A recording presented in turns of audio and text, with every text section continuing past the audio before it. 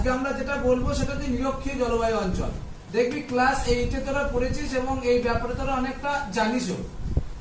নিরক্ষীয় জলবায়ু অঞ্চল মানে কি? নিরক্ষরেখার উভয় দিকে, এই যে গোল পৃথিবী, এটা নিরক্ষরেখা, তার উভয় দিকে দেখো 5 ডিগ্রি, কোন কোন বইয়ে 10 ডিগ্রিও থাকে, তা আমি 10 ডিগ্রি ধরছি, যে উভয় দিকে 10 ডিগ্রি উত্তর এবং 10 ডিগ্রি দক্ষিণ অক্ষরেখার মধ্যবর্তী অঞ্চলকে কি বলা হয়? নিরক্ষীয় জলবায়ু অঞ্চল। এবার দেখো এই নিরক্ষীয় জলবায়ু অঞ্চলের অবস্থান, প্রথমে তো আমরা সংজ্ঞা বললাম যে নিরক্ষরেখার উভয় দিকে 10 ডিগ্রি উত্তর এবং 10 ডিগ্রি দক্ষিণ অক্ষরেখার মধ্যবর্তী অঞ্চলটাকে নিরক্ষীয় জলবায়ু অঞ্চল বলে। তারপরে আমরা বলবো আঞ্চলিক অবস্থান। আঞ্চলিক অবস্থান কি?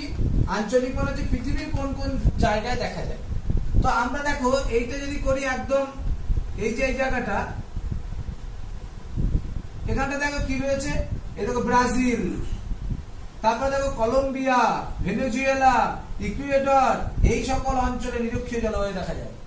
এদিকে দেখো আফ্রিকা আছে, এই যে আফ্রিকা, এই যে আফ্রিকা তুমি এই জায়গাটা দেখতে পাবে, এখানটা কি কেনিয়া, নাইজেরিয়া, হ্যাঁ, তারপরে যে কঙ্গো প্রভৃতি দেশে তুমি দেখতে পাবে। এছাড়া এশিয়া মহাদেশে দেখো জাভা, সুমাত্রা, পৃথিবীর এই সকল জায়গাতে কিন্তু তুমি নিরক্ষীয় জলবায়ু লক্ষ্য করতে পারবে। এটা একটা। এরপরে পয়েন্ট করবে কি? বৈশিষ্ট্য। নিরক্ষীয় জলবায়ু অঞ্চলের বৈশিষ্ট্য কি? 1 নম্বর বৈশিষ্ট্য, সূর্যরশ্মি সারা বছর লম্বভাবে কিরণ দেয়। হ্যাঁ। 2 নম্বর, নিরক্ষীয় জলবায়ু অঞ্চলে বছরে গড় উষ্ণতা 27 ডিগ্রি সেলসিয়াস। ঠিক আছে। আর সূর্যরশ্মি তাহলে প্রথমেই বললাম লম্বভাবে কিরণ দেয়, তাহলে 27 ডিগ্রি সেলসিয়াস। বৃষ্টিপাতের পরিমাণ বছরে 200 সেন্টিমিটারের বেশি। নিরক্ষীয় জলবায়ু অঞ্চলে বৃষ্টিপাতের পরিমাণ কি বললাম? বছরে 200 সেন্টিমিটারের বেশি। এবং প্রতিদিন বিকাল বেলায় 4টের সময় তো পরিচলন পদ্ধতিতে বৃষ্টি হয়, যাকে আমরা 4 o'clock রেইনফল বলি। নিরক্ষীয় জলবায়ু অঞ্চলে গ্রীষ্মকালে মনে রাখবে যে কোনো সময় যে দিনের বেলায় টেম্পারেচার বেশি হয়, 35 থেকে 40 চলে যায়, কিন্তু প্রতিদিন বিকালে বৃষ্টি হয় বলে রাত্রিবেলায় কিন্তু টেম্পারেচার অপেক্ষাকৃত কম হয়। সেই জন্য নিরক্ষীয় জলবায়ু অঞ্চলে রাত্রিকালে যেহেতু উষ্ণতা একটু কম হয়, তাই একে ক্রান্তীয় শীতকাল বলে। নিরক্ষীয় জলবায়ু অঞ্চলে দৈনিক উষ্ণতার প্রসার বেশি, দিনে 35, রাতে হয়তো 20, তার প্রসারটা বেশি, কিন্তু বার্ষিক উষ্ণতার প্রসার অপেক্ষাকৃত কম। নিরক্ষীয় জলবায়ু অঞ্চলে 12 ঘন্টা দিন, 12 ঘন্টা রাত্রি, ঋতু পরিবর্তন হয় না। এইটা নিরক্ষীয় জলবায়ু হয়ে গেল। এবার তুমি যদি উদ্ভিদ বলো যে নিরক্ষীয় জলবায়ু অঞ্চলে ক্রান্তীয় চিরহরিত উদ্ভিদ জন্মায়, তাই তো আয়রনউড, রোজউড, রাবার ইত্যাদি হয়ে গেল। এটা আমরা ভালো করে বলছি, আরেকবার শুনে নাও। নিরক্ষরেখার উভয় দিকে 10 ডিগ্রি উত্তর এবং 10 ডিগ্রি দক্ষিণ অক্ষরেখার মধ্যবর্তী অঞ্চলে যে জলবায়ু লক্ষ্য করা যায় তাকে নিরক্ষীয় জলবায়ু বলে। আঞ্চলিক অবস্থান মানে পৃথিবীর কোন কোন দেশে অবস্থান করে। তাহলে আমরা যদি বলি দক্ষিণ আমেরিকা, পয়েন্ট করি দক্ষিণ আমেরিকা, দক্ষিণ আমেরিকা মহাদেশে কোথায়? ব্রাজিল, ভেনেজুয়েলা, হ্যাঁ, কলম্বিয়া, ইকুয়েডর ইত্যাদি জায়গায়। তারপরে দেখো যদি আমরা বলি আফ্রিকা, আফ্রিকার কেনিয়া, কঙ্গো, নাইজেরিয়া প্রভৃতি জায়গায়। এছাড়া যদি এশিয়া মহাদেশে বলি একদম শ্রীলঙ্কার দক্ষিণ দিক, ইন্ডিয়ার দক্ষিণ দিকে দেখো আন্দামান এবং নিকোবর দ্বীপপুঞ্জে। এছাড়াও জাভা, সুমাত্রা প্রভৃতি জায়গায় কিন্তু এই ধরনের জলবায়ু লক্ষ্য করা যায়। বৈশিষ্ট্য কি? বৈশিষ্ট্য হচ্ছে নিরক্ষীয় জলবায়ু মানে সূর্যরশ্মি সারা বছর লম্বভাবে কিরণ দেয়, টেম্পারেচার খুব বেশি হয়, গড় টেম্পারেচার 27 ডিগ্রি, তবে দিনের বেলা টেম্পারেচার বেশি হয়, রাতের বেলা টেম্পারেচার অপেক্ষাকৃত কম হয়, তাই তো। 2 নাম্বার, পরিচলন পদ্ধতিতে প্রতিদিন অপরাহ্নে বৃষ্টি হয়, বৃষ্টির পরে মেঘ পরিষ্কার হয়ে যায়, আকাশ পরিষ্কার হয়ে যায়, তো এর জন্য রাত্রিবেলা টেম্পারেচার অনেকটা কমে যায়, যাকে কি বলা হয়? তাই ক্রান্তীয় শীতকাল বলে। নিরক্ষীয় জলবায়ু অঞ্চলে 12 ঘন্টা দিন হয়, 12 ঘন্টা রাত্রি হয়। নিরক্ষীয় জলবায়ু অঞ্চলে দৈনিক উষ্ণতার প্রসার বেশি, কিন্তু বার্ষিক উষ্ণতার প্রসার কিন্তু কম। আর নিরক্ষীয় জলবায়ু অঞ্চলে বৃষ্টিপাতের পরিমাণ বছরে 200 সেন্টিমিটারেরও বেশি। আর এখানকার যে উদ্ভিদ দেখা যায় তাকে বলা হয় ক্রান্তীয় কি চিরহরিত উদ্ভিদ। চলো, এটা হয়ে গেল নিরক্ষীয় জলবায়ু। ক্লাস 8 পড়েছো, আমরা আগেও বৃষ্টিপাতে কিছুটা বলেছি। এরপরে 1 নম্বর জলবায়ু গেল। এখন এই জলবায়ুর একটা তোমাদের বার গ্রাফ আছে, এই বার গ্রাফটা লক্ষ্য করতে হবে।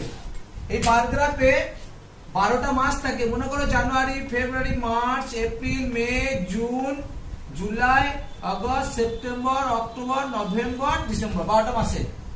এবার তুমি এখানে টেম্পারেচারে করো, টেম্পারেচার মনে করো 5, 10, 15, 20, 25, হ্যাঁ 30, 35, এটা আর বৃষ্টিপাত করো এদিকে 50, 100, 150, 200, 250, এটা হচ্ছে রেনফল, বৃষ্টিপাত। এটা তাহলে এটা হচ্ছে টেম্পারেচার আর এটা হচ্ছে রেনফল, বৃষ্টিপাতের।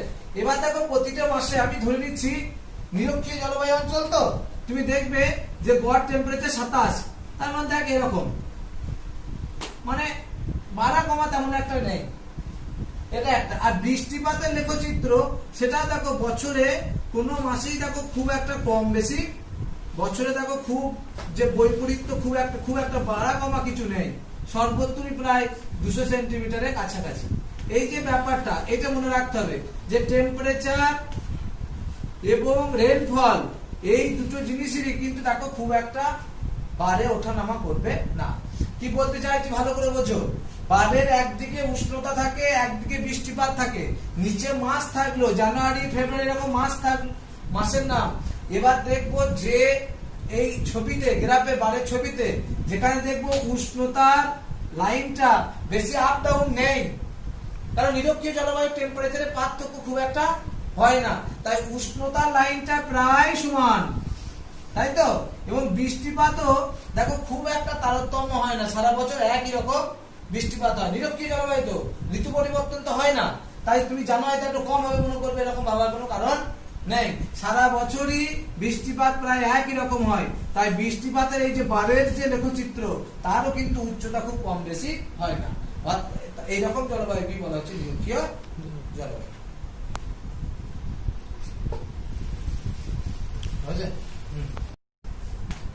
নিরক্ষরেখার গোল পৃথিবী, আগে একটা ভৌগোলিক অবস্থানটা দেখো, 66.5 ডিগ্রি থেকে 75 ডিগ্রি দক্ষিণ গোলার্ধে জলভাগ থাকার জন্য নেই।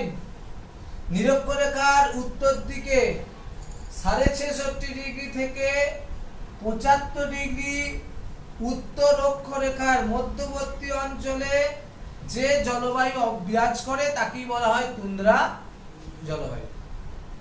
ঠিক আছে, এরপরে দেখো এটা বলে দেবে নিরক্ষরেখার উভয় দিকে সংজ্ঞাটা বললে, এরপরে বলবে আঞ্চলিক অবস্থান।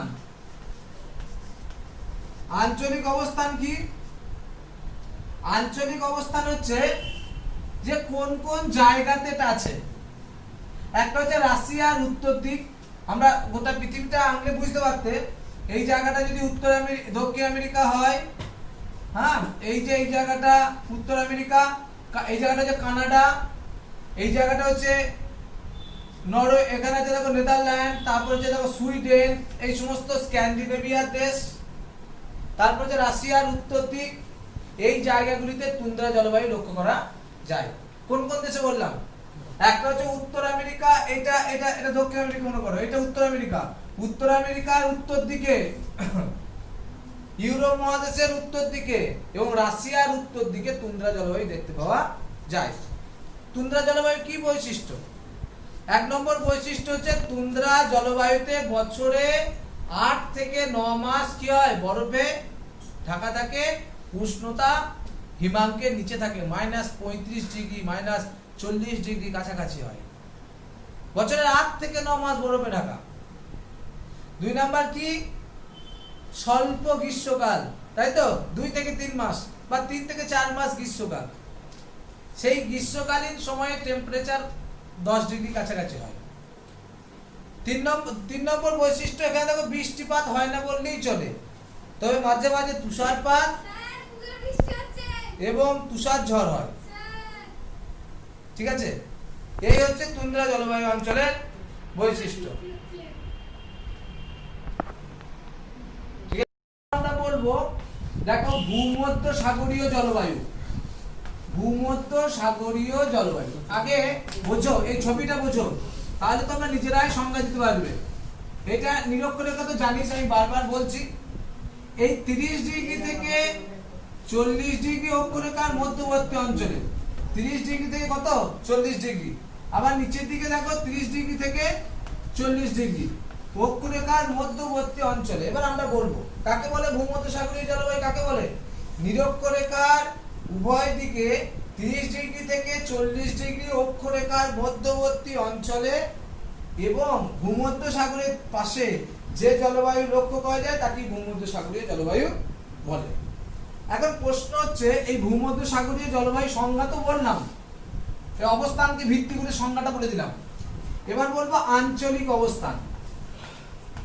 আঞ্চলিক অবস্থানে কি বলবো বলো? আঞ্চলিক অবস্থানে যে ভূমধ্যসাগরীয় জলবায়ু কোথায় কোথায় আছে। যদি আমরা বলি এশিয়া মহাদেশে, দেখো যদি আমরা বলি এশিয়া মহাদেশে, তাহলে দেখবি তোরা যে এশিয়া মহাদেশ, এই যে এই জায়গাটা ধরো ইন্ডিয়া, হ্যাঁ এই জায়গাটা হচ্ছে ইন্ডিয়া,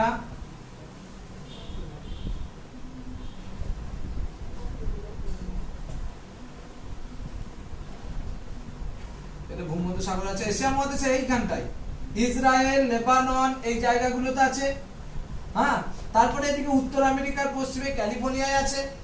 দেখো এশিয়া মহাদেশের ইসরায়েল, লেবানন ইত্যাদি।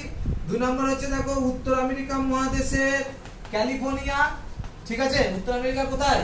ক্যালিফোর্নিয়া। 3 নম্বর দেখো ইউরোপ মহাদেশের আমরা বলবো ইতালি, ফ্রান্স, পর্তুগাল, এই সমস্ত জায়গার, পর্তুগাল এই সমস্ত জায়গার কোথায়?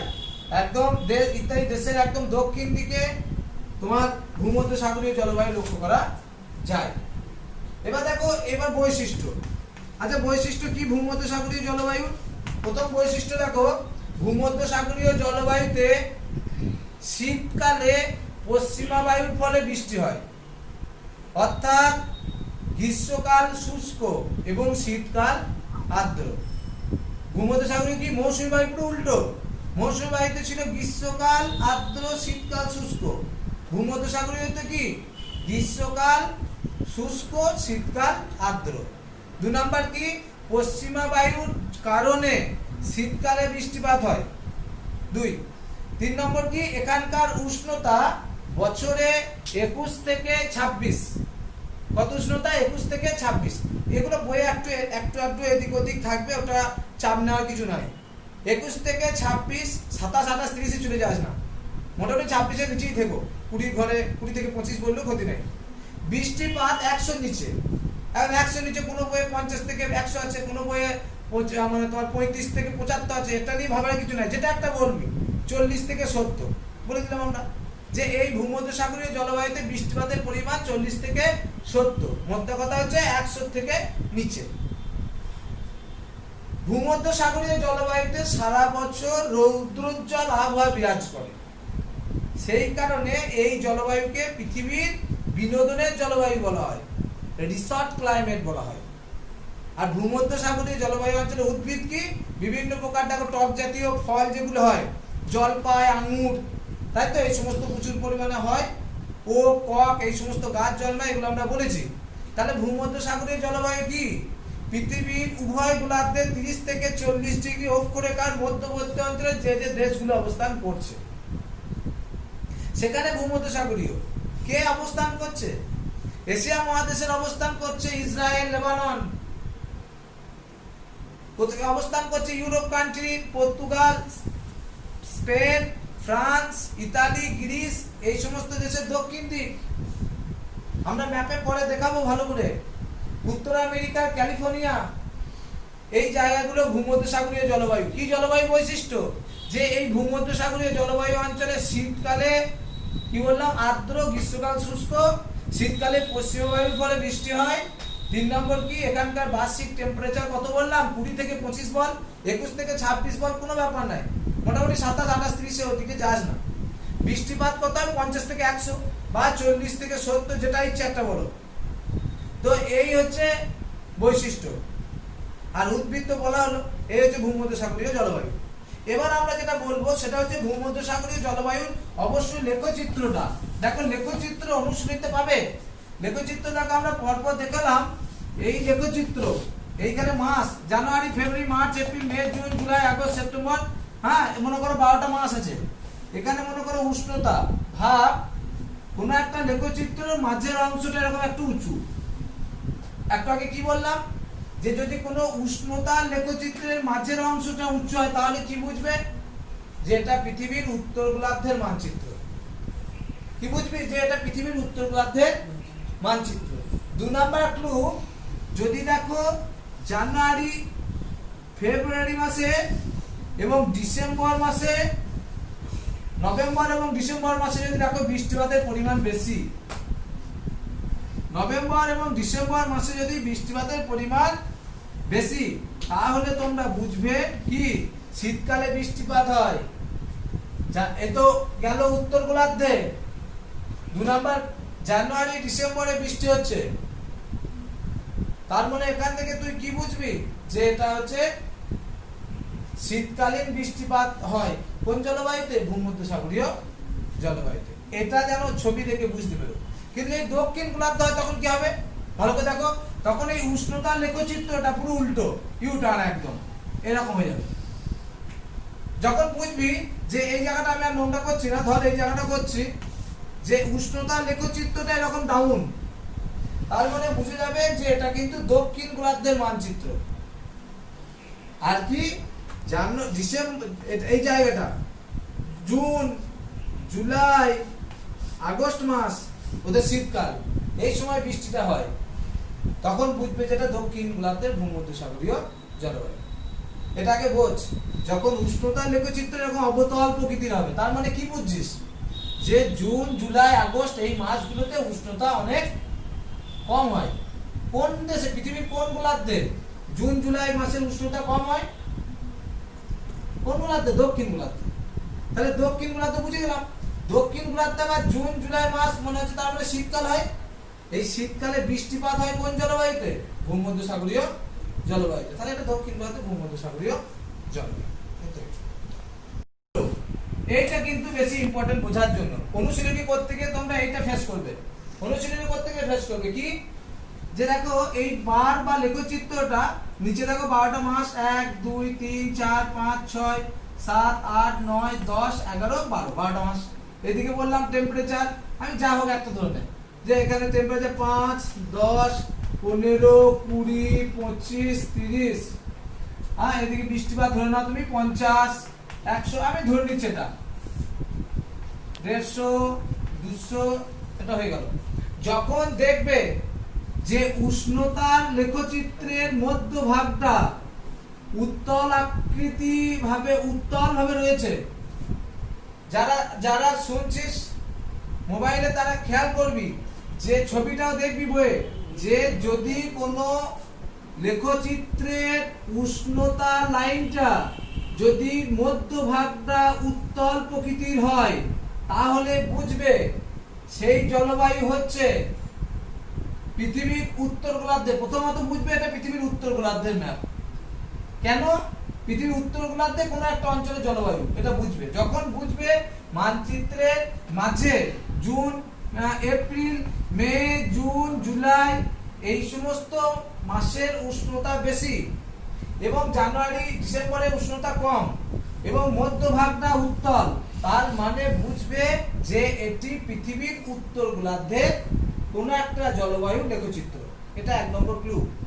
2 নম্বর ক্লু, যখন বৃষ্টিপাত দেখবে যে জানুয়ারি মাসে বৃষ্টিপাতের পরিমাণ খুবই কম, ফেব্রুয়ারি মাসে কম, এপ্রিল মাসে কম, তারপরে দেখো ধরে নিচ্ছি, কিন্তু মে মাসে এপ্রিল মাসেও কম ধরে নিলাম, কিন্তু মে মাসে অপেক্ষাকৃত বেশি, জুন মাসে তো অনেকটা বেশি, জুলাই মাসে আরো বেশি, হ্যাঁ তারপরে দেখো আগস্টও বেশি, এরকম টাইপের। এবং আবার দেখো ডিসেম্বর কমতে কমতে গেল।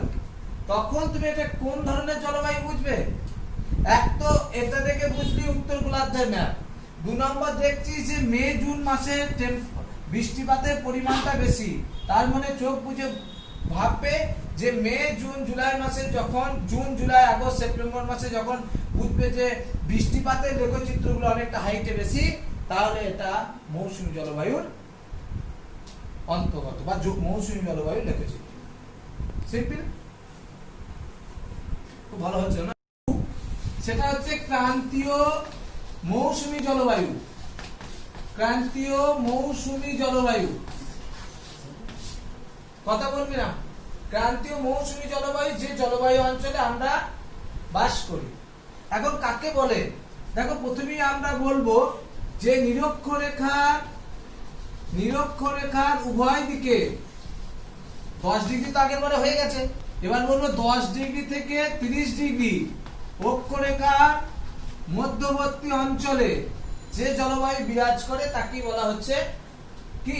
ক্রান্তীয় মৌসুমী জলবায়ু। এবার আমরা যদি গোল ছবিটা দিই এখানে পৃথিবীর, এই যে মনে করো একটা গোল পৃথিবী, ঠিক আছে, দেখতে পাচ্ছ?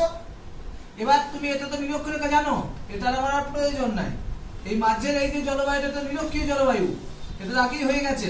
এবার তুমি দেখো এইটা কর্কটীয় উচ্চচাপ, এটা মকরীয় উচ্চচাপ। এই যে জায়গাটা 10 ডিগ্রি থেকে 30 ডিগ্রি মনে করো, এই অঞ্চলটা হচ্ছে ক্রান্তীয় মৌসুমী বায়ুর বিচরণ ক্ষেত্র। তাহলে নিরক্ষরেখার উভয় দিকে 10 ডিগ্রি থেকে এদিকে 10 থেকে 30 ডিগ্রি আর এটা 0 ডিগ্রি নিরক্ষরেখা মনে করো।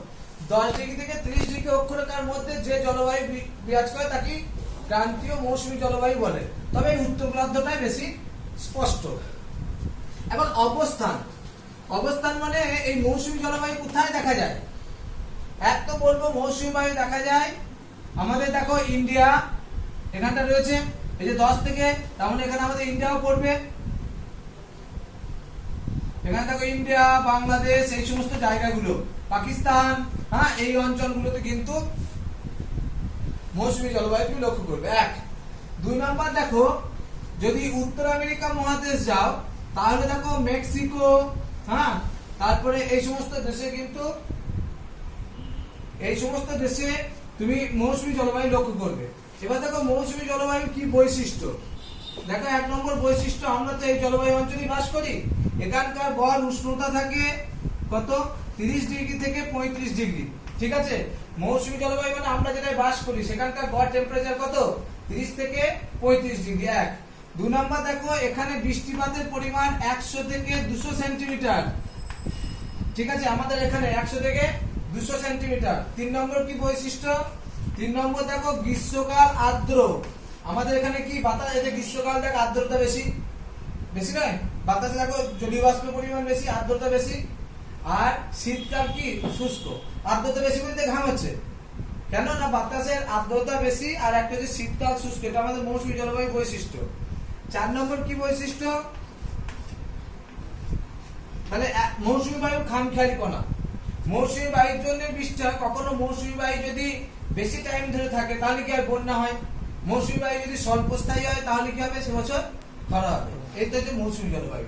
তাই নিরক্ষরেখার উত্তর দিকেই বেশি প্রভাবটা পড়ে, এই জলবায়ুটা মৌসুমী জলবায়ু।